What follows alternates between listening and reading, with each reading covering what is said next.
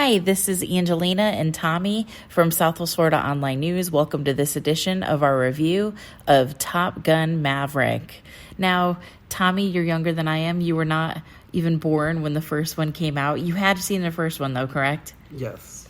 So I think this one, now I rewatched the first one recently, and the first one, I have to say, is I think a little bit more fun and less serious. I enjoyed them both. If you asked me to compare them, I would say I probably couldn't pick a favorite. But what did you think? Did you think that the storyline almost paralleled a little bit with the original? A little bit. I thought that they were not really comparable movies because the first one tries to be a lot funnier than this one. This one definitely feels like it's more of a drama. It definitely feels like it doesn't have the same kind of charm and humor as the original. It did have some funny lines, though. Yeah, but it clearly was not trying to be as funny as the original. Right. Well, I think because we're looking as Maverick as an adult and believing that this person's still a captain after all these years because he's still doing the same things and still has a problem with authority. And his character didn't change. It didn't evolve, I think, probably as much as we would have expected. But I think it was maybe realistic in that aspect. For sure. Now, what did you think about the actor who they cast to play Goose's son? Miles Teller. He was really convincing, and even his physical appearance, I thought, wow, they really nailed that cast. Oh, absolutely. He looked exactly like Goose's son. Yeah, they did such a good job. I'm not really 100%, but it feels like that was Miles Teller's most serious role, or his first serious role. He's not, like I mentioned before, he's not really the type for this type of drama role, but he nailed it. He really does an excellent job. And it's effortless. Yeah. And you know what I thought was interesting? Did you notice in the opening and closing credits, I never saw Tom Cruise's name? Like, he didn't get top billing in the movie. Oh, I don't think I noticed that. Yeah, maybe I missed it, because I was like, how did I miss his name? And at the end, I was like, did I miss it again? It definitely was at the end, but it was not the beginning. I remember that. It was definitely in the credits, but it was not top billing. Now, we don't give spoilers away when we review movies, but I will say this. I was shocked the way the movie ended, because I thought it was going to end a different way. Didn't you? Yes. Yeah. They built it up to make you think they were going to do it one way.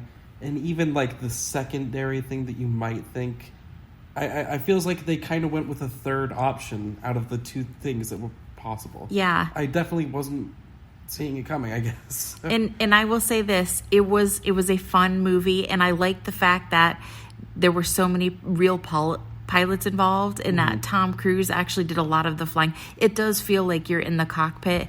It's a fun movie, and I have to say, I think it was very respectful of our military members. Yes, intentionally so. They tried to keep it very light. They definitely toned back on the heavy military theme of the first one. It's a lot more toned back than today. But I think this is probably a really perfect weekend to release this movie for Memorial Day, and reminds us, how many people sacrifice for our country. Yeah, absolutely, I agree.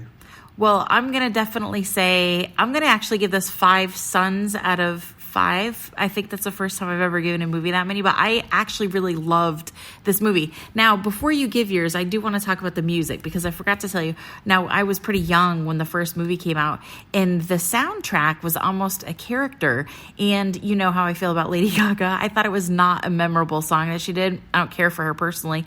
But the first soundtrack from the original movie was amazing. She did the closing song in this movie, and it's very forgettable. Now, the cool thing I forgot to mention, they actually replayed some of the songs from the original Kick Butt soundtrack. So they got the Kenny Loggins Danger Zone, and you've got some of the instrumentals, and you've got one, I think, other original song, which is really cool. How could you forget? It's the Great Balls of Fire.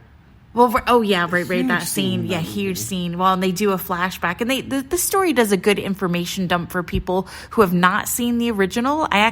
We went with a group yesterday, and one of the people we went with had not seen the original, and he still was able to pick up the storyline, and he really liked it too. So seeing the first one is not a prerequisite. Now, how many suns are you giving this movie? I would probably give it 4 suns. I feel that if it was maybe 30 minutes less long, it probably would be a 5. But at times, it definitely felt like it dragged out a little bit.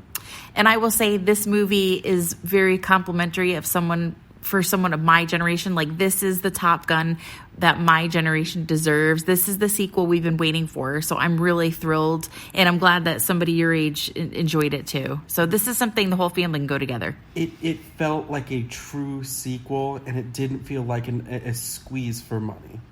That's true, because we saw Squeeze for Money recently, didn't we? Mm-hmm. And I'm not going to tell you what line of movie that was. Marvel. But yeah, we don't like the Squeeze for Money. We like a good, even though like we're big fans of sequels, you know, if they're done well. But sometimes they just get really, really crazy. But this one was done very well. This one was awesome. So this is Angelina and Tommy signing off. I hope you all have a nice Memorial weekend.